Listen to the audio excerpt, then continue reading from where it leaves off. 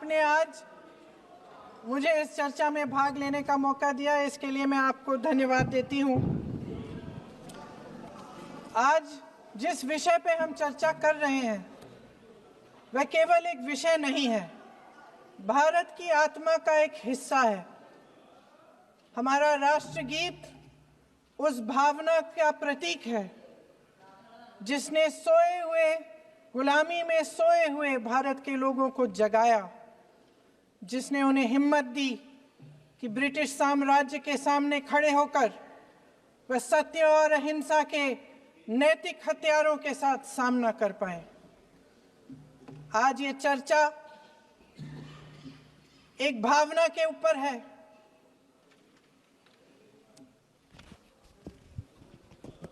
और जब हम वंदे मातरम का नाम लेते हैं तो वही भावना हमारे दिल में उजागर होती है।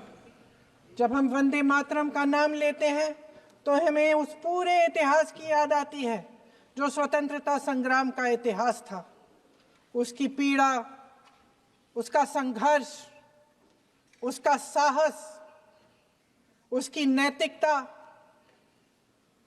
उसका जो बल था कि ब्रिटिश साम्राज्य उसके सामने झुका।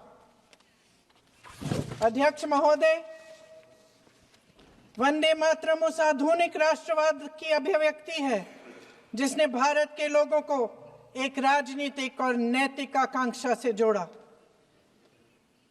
जिसने भारत के लोगों को एक साझा नियति के उत्तराधिकारी, एक साझा भविष्य के निर्माता के रूप में देखा। लेकिन आज की ये बहस मुझे कुछ अजीब सी लग रही है।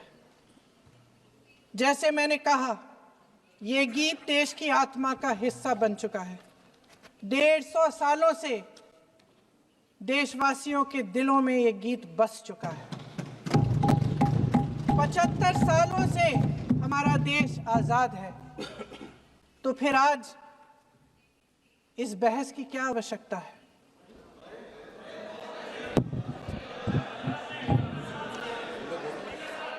हमारा यहाँ मकसद क्या है?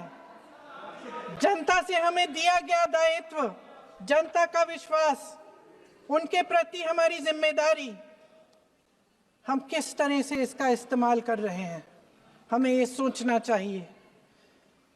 क्योंकि अब इस मोड़ पर हम इस सदन में अपने राष्ट्रगीत पर भी बहस करेंगे।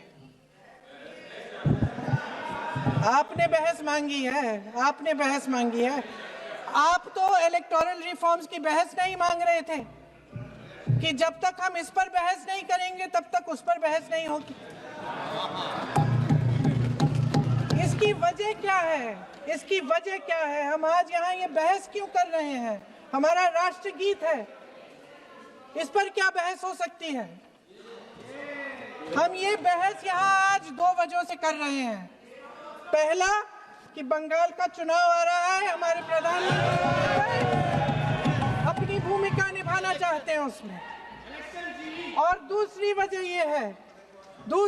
ये है, ये मकसद है, पुरानी मकसद इनकी, अध्यक्ष महोदय, कि जिन्होंने स्वतंत्रता की लड़ाई लड़ी, जिन्होंने देश के लिए बड़ी बड़ी कुर्बानियां दी, उन पर सरकार नए आरोप लादने का मौका चाहती है। देश का ध्यान फिर से जनता के ज्वलंत मुद्दों से भटकाना चाहती है। यही एक मकसद है आपका।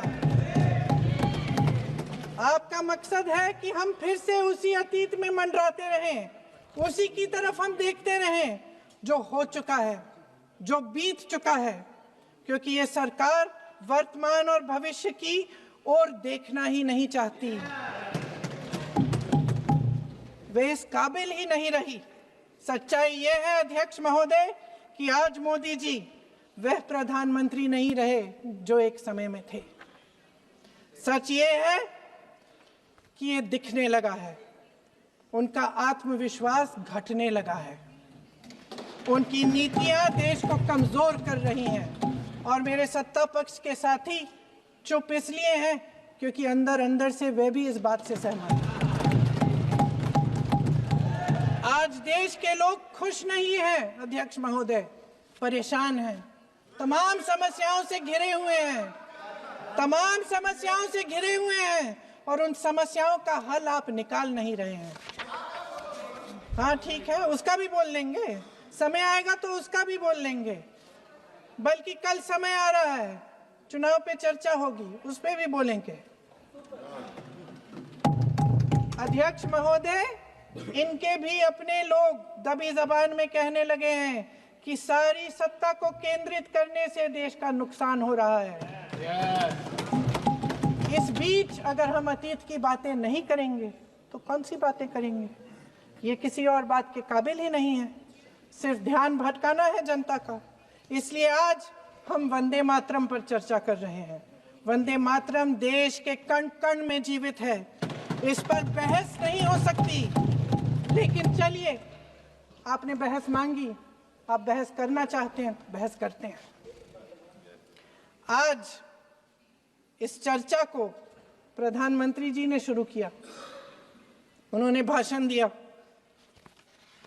और इसको कहने में कोई झिझक नहीं है कि भाषण अच्छा देते हैं, थोड़ा सा लंबा, लेकिन भाषण अच्छा देते हैं। सिर्फ एक कमजोरी है, अगर आप इजाजत दें तो मैं बोलूं, एक कमजोरी है। हाँ, उसी पे बोल रहे हैं, वंदे मातरम पे बोलो आप। अब सर मैंने तारीफ कर ली, आज, थोड़ा और विषय वंदे मातरम का है तो हम वंदे मातरम पर ही रखें, ठीक रहेगा सर। ये वंदे मातरम पे ही है। सर आपने प्रधानमंत्री जी को सुना था, अब तो शुरू नहीं हुए। सर भाषण बहुत अच्छा देते हैं, लेकिन तथ्यों के मामले में कमजोर पड़ जाते हैं, बहुत कमजोर। इसमें भी एक कला होती है कि तथ्यों को किस तरह से जनता के सामने रखा जाए। मैं तो नहीं हूं, जनता की प्रतिनिधि हूं, कलाकार तो नहीं हूं। इसीलिए मैं भी सदन के सामने कुछ तथ्य रखना चाहती हूं, लेकिन सिर्फ तथ्य के रूप में रखना चाहती हूं।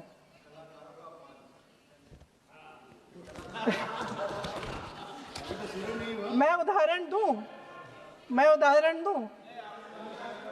उदाहरण दे देती हूँ। सर मांग रहे हैं सर वंदे मातरम के बारे में, वंदे मातरम की जो सालगिरह पे आपने एक बड़ा कार्यक्रम आयोजित किया था, उसमें प्रधानमंत्री जी ने भाषण दिया। उसमें उन्होंने कहा कि 1896 में पहली बार गुरुदेव रविंद्रनाथ टैगोर ने ये गीत एक अधिवेशन में गाया। उन्होंने ये नहीं बताया कि कौन सा अधिवेशन था, महासभा, हिंदू महासभा का अधिवेशन था, आरएसएस का अधिवेशन था। किस बात से कतरा रहे थे कि ये कांग्रेस का अधिवेशन था? और उदाहरण दूं कि मैं अपना भाषण जारी रखूं? दे रही हूं। जो वंदे मातरम की जो क्रोनोलॉजी है वो भी आप समझिए, जो असली क्रोनोलॉजी है।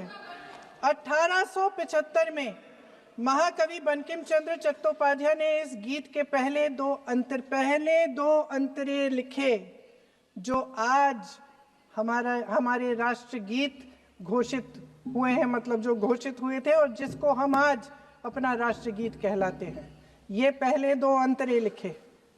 1882 में 7 साल बाद उनका एक उपन्यास प्रकाशित हुआ, आनंद मठ। उस उपन्यास में यही कविता उन्होंने प्रकाशित की, लेकिन इसमें 4 अंतरे जोड़ दिए। 1896 में कांग्रेस के अधिवेशन में गुरुदेव रविंद्रनाथ टैगोर ने पहली बार ये गीत गाया। 1905 में बंगाल के विभाजन के खिलाफ आंदोलन के समय वंदे मातरम जनता की एकता की गुहार बनकर गली गली से उठा। गुरुदेव रविंद्रनाथ टैगोर जैसे महान स्वतंत्रता सेनानी इस गीत को खुद गाते हुए बंगाल की सड़कों पर उतरे। विद्यार्थियों से लेकर किसानों तक, व्यापारियों से लेकर वकीलों तक, हर कोई ये गीत गाने लगा। इस गीत की शक्ति को समझिए। ब्रिटिश साम्राज्य इसको सुनकर कांपता था और हमारे देशवासी इसको सुनकर वह मन बनाते थे, वह हिम्मत बनाते थे कि इस भयंकर साम्राज्य के खिलाफ सत्य और अहिंसा के नैतिक हथियारों को लेकर शहीद होने की तैयारी करते थे। ये गीत मातृभूमि के लिए मर मिटने की भावना को जगाता है। इस गीत की शक्ति ये है, इस गीत का हमारे देश से जुड़ाव ये है। लेकिन 1930 के दशक में हमारे देश में जब सांप्रदायिक राजनीति उभरी, तब ये गीत विवादित होने लगा। 1937 में, अब ये मैं दूसरा उदाहरण देने वाली हूँ क्योंकि प्रधानमंत्री जी ने अपने भाषण में इसका उल्लेख किया और गलत किया, इसीलिए मैं इसके जो सच्चे जो तथ्य हैं वो आपके सामने रख रही हूँ।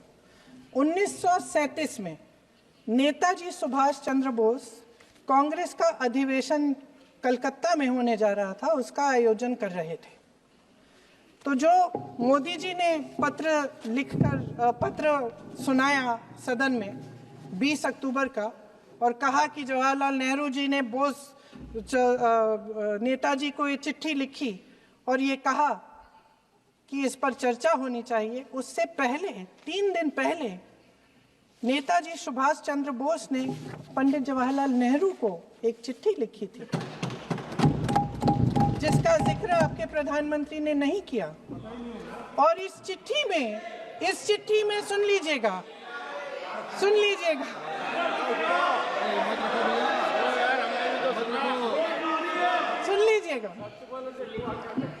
आप नेताजी के लफ्ज नहीं सुनना चाहते? बंगाल का चुनाव आ रहा है,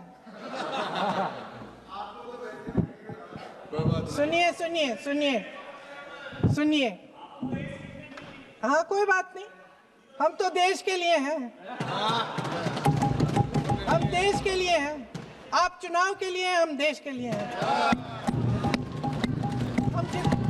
हम जितने भी चुनाव हारे, हम यहाँ बैठे रहेंगे और आपसे लड़ते रहेंगे और आपकी विचारधारा से लड़ते रहेंगे। अपने इस देश के लिए, अपनी इस मिट्टी के लिए लड़ते रहेंगे। आप हमें रोक नहीं सकते।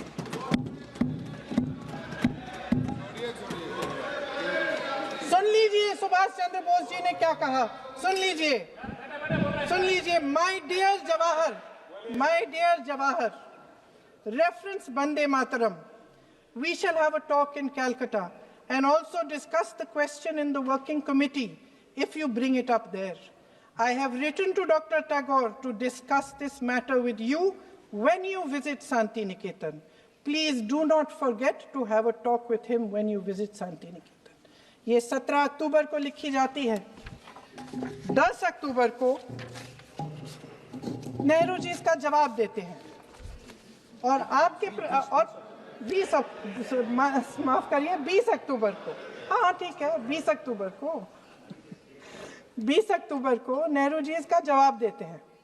इस जवाब की एक पंक्ति प्रधानमंत्री जी ने सुनाई, बाकी पंक्तियां क्यों नहीं सुनाई? क्योंकि उनमें नेहरू जी क्या कह रहे हैं? There is no doubt that the present outcry against Vande Mataram is to a large extent a manufactured one by the communalists. Whatever we do, we cannot pander to communalists' feelings, but to meet real grievances where they exist. I have decided now to reach Calcutta on the 25th morning.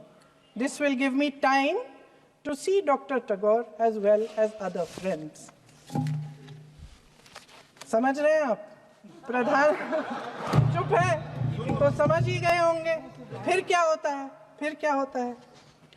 फिर नेहरू जी कलकत्ता जाते हैं और गुरुदेव जी से मिलते हैं और उसके अगले दिन गुरुदेव जी एक चिट्ठी लिखते हैं जिसमें वो लिखते हैं, अंग्रेजी में चिट्ठी है, उसका एक अंश मैं आपको हिंदी में बता देती हूँ, जिसमें गुरुदेव जी कहते हैं कि जो 2 अंतरे हमेशा गाए जाते थे उनका महत्व इतना गहरा था कि उस हिस्से को कविता के शेष हिस्से तथा पुस्तक के उन अंशों से अलग करने में उन्हें कोई कठिनाई नहीं थी।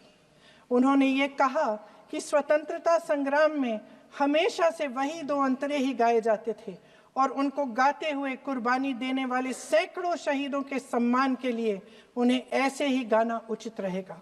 उन्होंने यह भी कहा कि बाद में जोड़े गए अंतरों का सांप्रदायिक मायना निकाला जा सकता है और उस समय के माहौल में उनका इस्तेमाल अनुचित होगा। इसके बाद 28 अक्टूबर 1937 में कांग्रेस की कार्य समिति ने अपने प्रस्ताव में वंदे मातरम को राष्ट्रगीत घोषित किया। उन्हीं दो अंतरों को कार्य समिति की बैठक में महात्मा गांधी जी, नेताजी सुभाष चंद्र बोस, पंडित नेहरू, आचार्य नरेंद्र देव जी, सरदार पटेल जी, गुरुदेव रविंद्रनाथ टैगोर जी सब मौजूद थे। इस प्रस्ताव के ये सभी महापुरुष इस प्रस्ताव से सहमत थे। आगे क्या होता है ये भी सुना लूं। भारत की आजादी के बाद जब इसी गीत के इन्हीं दो अंतरों को 1950 में डॉक्टर राजेंद्र प्रसाद जी ने संविधान समिति में भारत का राष्ट्रगीत घोषित किया, तब लगभग यही महापुरुष मौजूद थे। इनके साथ साथ BR अम्बेडकर जी भी सभा में थे और इनके साथ साथ मेरे सत्ता पक्ष के साथियों के नेता श्री श्यामा प्रसाद मुखर्जी भी मौजूद थे। वही दो अंतरे राष्ट्रगीत घोषित किए। किसी ने कोई आपत्ति जारी नहीं की, कोई आपत्ति नहीं जताई। वैसे इन तथ्यों के साथ जुड़ा एक और तथ्य भी है जो मैं यहाँ पे आपके सामने रखना चाहती हूँ। आज हम अपने राष्ट्रगीत पर बहस कर रहे हैं, लेकिन हमारा राष्ट्रगान भी एक कविता का एक अंश ही है, एक लंबी कविता का एक अंश है। और इन दोनों राष्ट्रगीत और राष्ट्रगान के अंश को चुनने में सबसे बड़ी भूमिका गुरुदेव रविंद्रनाथ टैगोर की थी। वंदे मातरम के स्वरूप पर सवाल उठाना, जिसे संविधान सभा ने स्वीकार किया, न सिर्फ उन महापुरुषों का अपमान करना है जिन्होंने अपने महान विवेक से ये निर्णय लिया, मगर एक संविधान विरोधी मंशा को भी उजागर करता है। क्या सत्ता पक्ष के हमारे साथी इतने अहंकारी हो गए हैं कि अपने आप को महात्मा गांधी जी से, रविंद्रनाथ टैगोर जी से, राजेंद्र प्रसाद जी से, बाबा साहब अम्बेडकर जी से, मौलाना आजाद जी से, सरदार पटेल जी से, सुभाष चंद्र बोस जी से बड़ा समझने लग गए हैं? मोदी जी का अपने भाषण में ही कहना कि राष्ट्रगीत को एक विभाजनकारी सोच द्वारा काटा गया, उन सब महापुरुषों का अपमान है जिन्होंने अपना पूरा जीवन इस देश की आजादी की लड़ाई में झोंक दिया। वंदे मातरम को विभाजित करने का आरोप लगाकर आप पूरी संविधान सभा पर आरोप लगा रहे हैं, उसके हर एक नेता को दोषी ठहरा रहे हैं।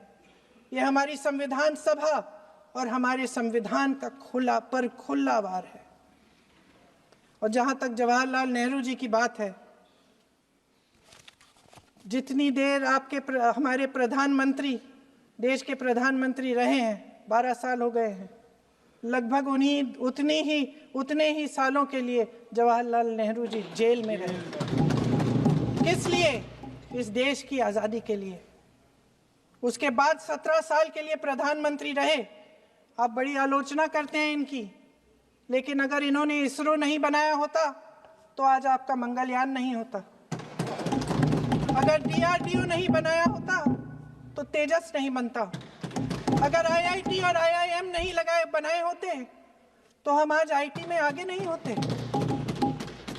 अगर एम्स नहीं बनाया होता तो हम कोरोना की जब बड़ी चुनौती का सामना कैसे करते?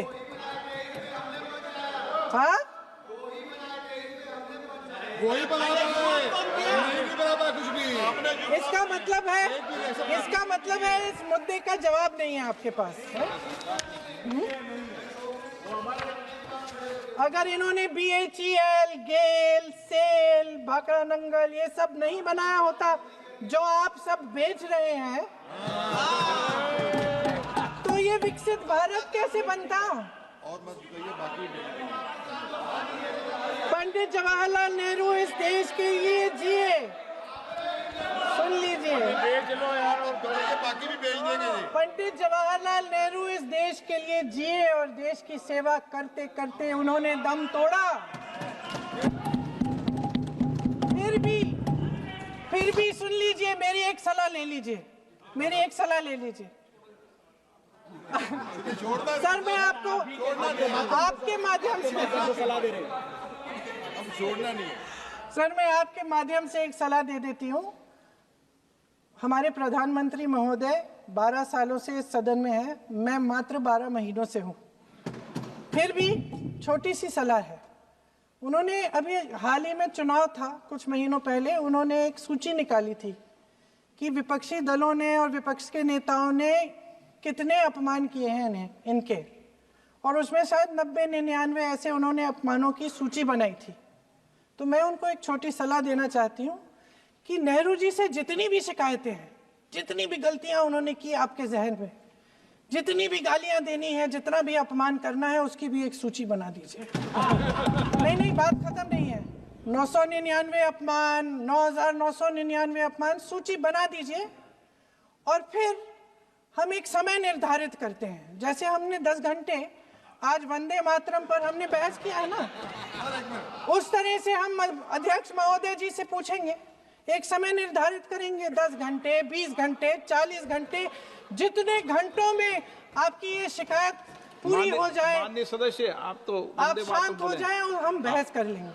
लेकिन इस सदन का कीमती समय, जिसके लिए हमें यहाँ पे जनता ने भेजा है, जैसे हमें जनता की समस्याओं को हल करने के लिए चर्चा करनी चाहिए, इस्तेमाल करना चाहिए, उसको एसी के लिए इस्तेमाल करिए। उसके बाद जैसे अंग्रेजी में कहते हैं ना, जैसे अंग्रेजी में कहते हैं कि once and for all let's close the chapter, close कर लीजिए। देश सुन लेगा क्या क्या शिकायतें हैं, किसने क्या किया, इंदिरा जी ने क्या किया, राजीव जी ने क्या किया, परिवारवाद क्या होता है, नेहरू जी ने कौन सी गलतियां की, सुना लीजिए, फिर खत्म। उसके बाद बेरोजगारी, महंगाई, महिलाओं की समस्याएं, जो पीएमओ में हो रहा है उसकी बातें, उसकी चर्चा, जो बेटिंग ऐप के बारे में हो रहा है पीएमओ के अंदर, आप माननीय सदस्य प्लीज, जो एफस्टीन फाइलों में बोलें। आपके मंत्री महोदय के नाम निकल आए हैं, माननीय उसकी चर्चा सदस्य करेंगे। आप वंदे मातरम में बोले। आप इधर उधर डाइवर्ट मत हो।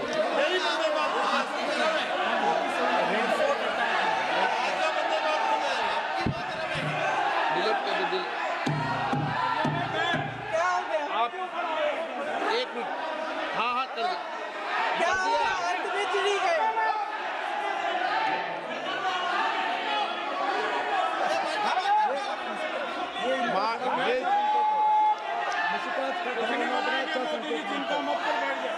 बहुत बढ़िया। माननीय आगे सदस्य, 1 मिनट, माननीय सदस्य आगे बढ़ो आप महोदय, आगे वंदे बढ़ो। मातरम पर सार्थक चर्चा करें। ठीक सर, इधर उधर सर, बात डाइवर्ट मत यही हो। थी सर, संक्षिप्त में बात यही थी कोई डाइवर्ट नहीं कि होना हम चाहिए। अतीत में बातें करते रहते हैं। माननीय सदस्य नहीं, आप बिना तथ्यों के कोई बात नहीं करें। आप वंदे मातरम पे बोले उचित रहेगा।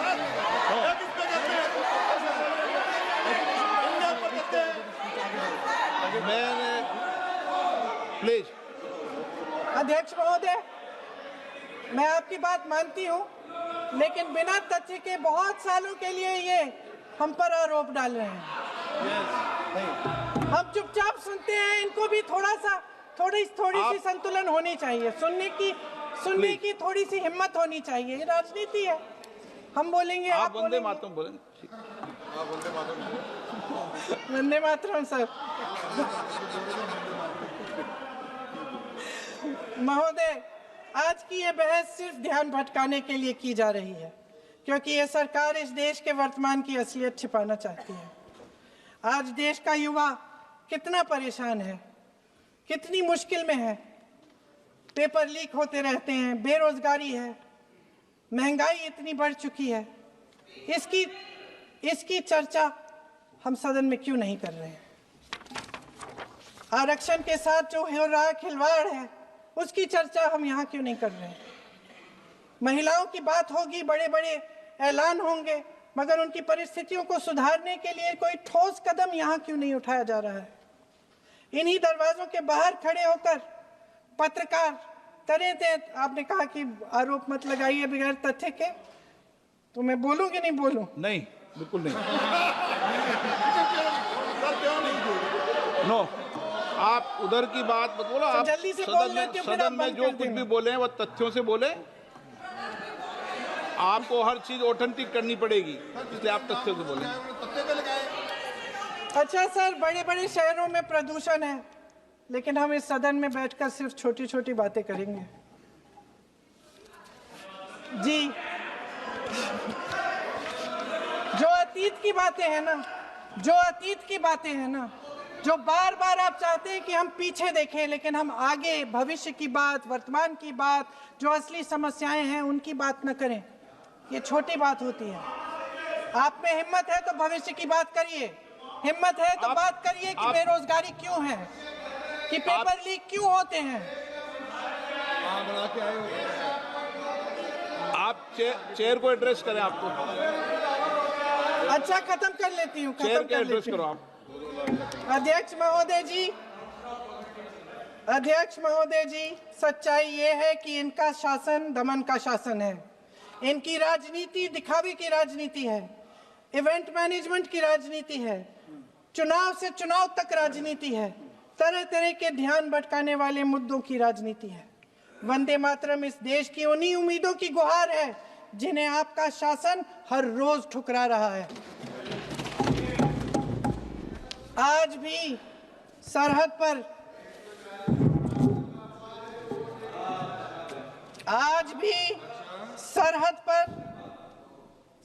पर जवान जब दुश्मन का सामना करता है तो उसकी छाती में वंदे मातरम गूंजता है।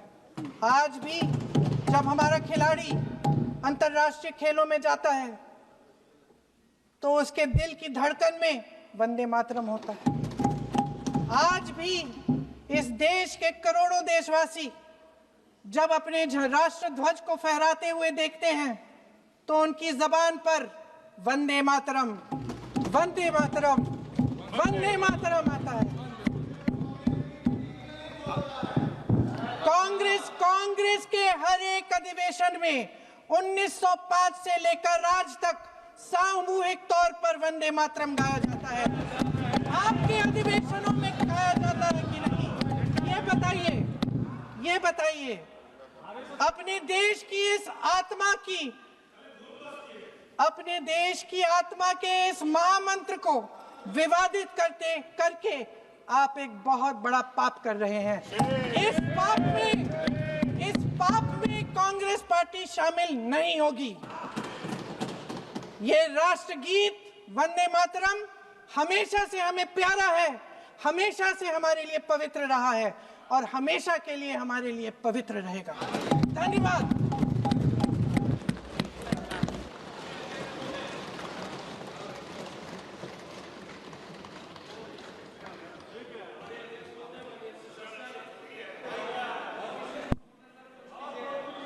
माननीय अध्यक्ष महोदय, माननीय सदस्य ने अपना वक्तव्य देते हुए अभी ये कहा कि वंदे मातरम जब महान कवि बंकिम दास चटर्जी जी ने लिखा था, तब उन्होंने